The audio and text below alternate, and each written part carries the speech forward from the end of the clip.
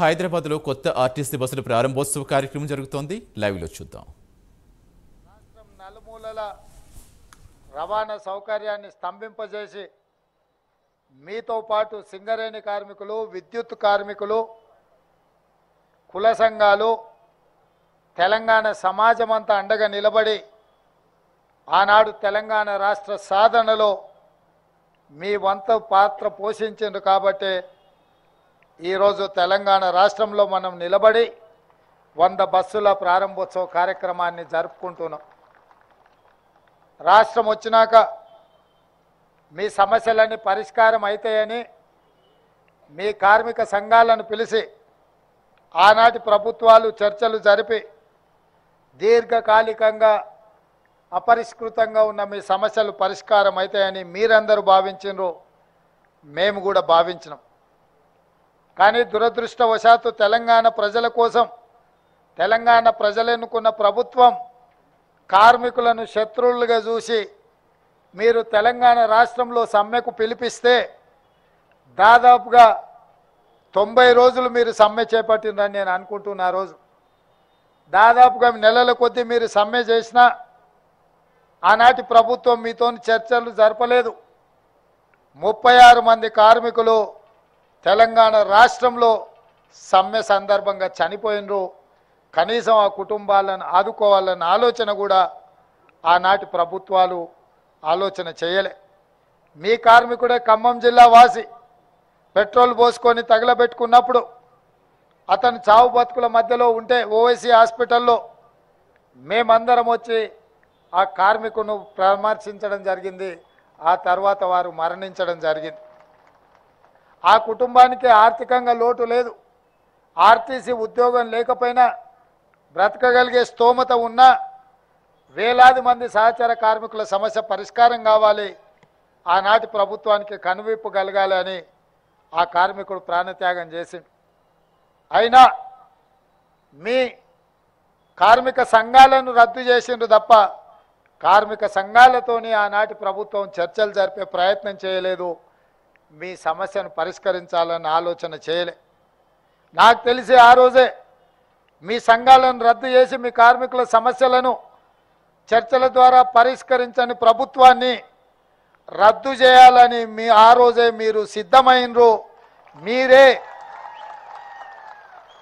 మీరే ఆనాటి నుంచి ఆనాటి ప్రభుత్వాన్ని రద్దు చేయడానికి బ్రాండ్ అంబాసిడర్లుగా మారి బస్సు ఎక్కిన వాళ్ళను, బస్సు దిగిన వాళ్ళను ప్రతి ఒక్కరిని ఇక ఏమాత్రం ఆనాటి ప్రభుత్వాన్ని క్షమించకూడదు అని చెప్పి ప్రతి ఒక్క ప్రయాణికుడికి చెప్పి ఈరోజు ప్రజాపాలన రావడానికి, కాంగ్రెస్ ప్రభుత్వం ఏర్పడడానికి మీరు అత్యంత ముఖ్యమైన పాత్ర పోషించరు అని చెప్పి పిసిసి అధ్యక్షుడిగా, ఈ రాష్ట్ర ముఖ్యమంత్రిగా ఈ వేదిక మీద నుంచి నేను చెప్పదలుచుకున్నా. అందుకే మిత్రులారా, ఎన్నికల సందర్భంగా మేము ఎన్నికల మేనిఫెస్టోలో పెద్దలు శ్రీధర్ బాబు గారు ఆడబిడ్డలందరినీ కూడా ఉచిత బస్సు రవాణా సౌకర్యాన్ని ఏర్పాటు చేయాలి అని వారు నిర్ణయించారు. ప్రభుత్వం ఏర్పడ్డ ఎంబడే వారు ఆదేశించారు. 7 తారీఖు నాడు ఎల్బీ స్టేడియంలో మేము ప్రమాణ స్వీకారం చేస్తే 9 తారీఖు నాడు 48 గంటల లోపే ఈ కార్యక్రమాన్ని ప్రారంభించాలి అని చెప్పి మీ అధికారులకు, మీ ఎండీకి పిలిచి మాట్లాడితే తప్పకుండా ఏర్పాట్లు చేస్తామన్నారు. 48 గంటల్లోనే శ్రీమతి సోనియా గాంధీ గారు హైదరాబాద్కు వచ్చి ఇచ్చిన హామీని, మొట్టమొదటి హామీని అమలు చేసిన చరిత్ర ఆర్టీసీ కార్మికులది. ఈరోజు రాష్ట్రంలో కానీ జరుగుతున్న శాసనసభలో 15,21,00,000 మంది ఆడబిడ్డలు ఆర్టీసీలో ఉచిత బస్సు రవాణా సౌకర్యాన్ని వినియోగించుకున్నారు. దీనికి దాదాపుగా 531 కోట్ల రూపాయల ఖర్చు అయింది అని చెప్పి లెక్కలు చెప్తున్నాయి. రవాణా ఏర్పాట్లు అమలు చేసింది మీరైతే మీకు అవసరమైన నిధులు బట్టి విక్రమార్క గారు ఈ సంస్థ లాభాలలో నడవాలి, కార్మికుల జీత భత్యాలు 1 తారీఖున వాళ్ళ ఖాతాలో పడాలి అన్న ఆలోచనతోటి ఇతరత్ర ఖర్చులను తగ్గించుకొని దుబారా లేకుండా నిజమైన అవసరాలను దృష్టిలో పెట్టుకుని ఒక కుటుంబ పెద్దలాగా తమకు వచ్చే ఆదాయాన్ని పొదుపుగా అవసరాలకు వినియోగించుకునే విధంగా బాధ్యతాయుతంగా ఆర్థిక మంత్రిగా వారు కార్మికుల ఖాతాలో ఆ నగదు వేయడం జరుగుతుంది. ఇవాళ మనస్ఫూర్తిగా నేను వారిని అభినందిస్తున్నా.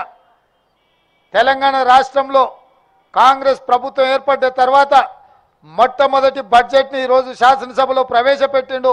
వాస్తవాల ప్రాతిపదికన నిజమైన అంకెలతో ఈరోజు బడ్జెట్ను ప్రవేశపెట్టిండు. గత ప్రభుత్వం గత సంవత్సరం 2,90,000 కోట్ల రూపాయల అంచనాతో బడ్జెట్ ప్రవేశపెట్టింది. అధికారులతో మాట్లాడితే ఈసారి 3,50,000 కోట్లతోని అంచనాలు తీసుకొచ్చి ఆర్థిక మంత్రి గారికి చూపించారు. వారు అడిగినరు, ఇది వాస్తవ రూపం దాలుస్తుందా, ఇది నిజమేనా అని. లేదు సార్, ఇది వాస్తవ రూపం దాల్చదు, ఇది అబద్ధమని అధికారులు వారికి చెప్పిండ్రు. మరి అబద్ధాలను నాతో ఎందుకు చెప్పిస్తున్నారు అని అడిగితే, గత 10 సంవత్సరాల నుంచి ఇదే అలవాటు అయింది సార్, ఆ అలవాటుతో మళ్ళీ మీతో కూడా అబద్ధాలు చెప్పిద్దామని వస్తే వాళ్ళు వచ్చిండ్రు. అప్పుడు బట్టి విక్రమార్క గారు చెప్పారు, నిజమైన అంకెలు తీసుకురండి, నిజమైన సంఖ్యనే నేను శాసనసభలో పెడతా అని వారు చెప్తే లెక్కంతా నికరంగా తేలింది. 2,75,000 కోట్ల 891 కోట్ల రూపాయలు లెక్క తేలింది. నేను అడిగిన బట్టి గారిని, పోయిన సంవత్సరం 2,90,000 కోట్లుంటే ఈసారి ఇంకా 50,000-60,000 కోట్లు పెరగాలి కదా, మరి మీరు 15,000 కోట్లు తగ్గించి బడ్జెట్ ప్రవేశపెడితే ప్రతిపక్షంలో అసలే అబద్ధాలు మాట్లాడేటోళ్ళు ఉన్నారు, ఉన్నది లేనిది ఉత్తదే బట్టగాల్చి మీ యొక్క మీద వేసేటోళ్ళు ఉన్నారు, ఎట్లా ఎదుర్కొంటావంటే నిజం నా దగ్గర ఉంది, నిజం నిప్పు లాంటిది, ఎవరు అబద్ధాలు చెప్పినా అది చూస్తూ ఊరుకోదు, వాళ్ళు ఏం మాట్లాడినా నేను నిలబడి సమాధానం చెప్తా, నేను చూసుకుంటా, నిజాలే చెప్తానని చెప్పి వాస్తవాల ప్రాతిపదికన ఈరోజు రాష్ట్ర శాసనసభలో 2,75,891 కోట్ల రూపాయల బడ్జెట్ను ప్రవేశపెట్టిండు. ఆదాయం తగ్గిన మీకు ఇవ్వాల్సిన నిధులను మాత్రం ఆపలేదు. ఇవాళ మీ ఉద్యోగాలకు సంబంధించి 2015లో మీ బకాయిలను పెండింగ్ పెడితే పొన్నం ప్రభాకర్ గారు ఆర్థిక మంత్రి గారిని నన్ను అడిగితే నేను ఆర్థిక మంత్రి గారికి సూచన చేసిన ఏం సంగతి అని. లేదు, 100% వాళ్ళకి ఇవ్వాల్సిందే, 280 కోట్ల రూపాయలు ఇవ్వాలా, మీకోసం బట్టి విక్రమార్క గారు విడుదల చేస్తున్నారు, పెద్ద ఎత్తున వారిని చప్పట్లతోని గౌరవించండి. ఎందుకంటే మళ్ళీ ఏమన్నా మనసు మార్చుకున్నాడు అంటే లేనిపోని పని అవుతుంది. పెత్తనం నా దగ్గర ఉన్నా తాళం చేయి బట్టి అనే దగ్గర ఉంది నగదుకు. నేనైనా బట్టి గారికి చెప్పాల్సిందే. కాబట్టి మిత్రులారా, ఈరోజు నేను ఒక్కటే మాట చెప్పదలుచుకున్నా. ఎందుకు ఇన్ని వివరాలు చెప్పినా అంటే, మనం రోజు చికెన్ మటన్ తిని ఆరోగ్యం దెబ్బతింటే డాక్టర్ దగ్గరికి వెళ్ళి పథ్యం పాటించమని చెప్తాడు. అప్పుడు ఏమవుతుంది, మార్చిన కారంతో తినాల్సి వస్తుంది కొంతకాలం. మార్చిన కారంతో తింటే మనకు నష్టం లేదు, ఆరోగ్యం కుదుటపడుతుంది.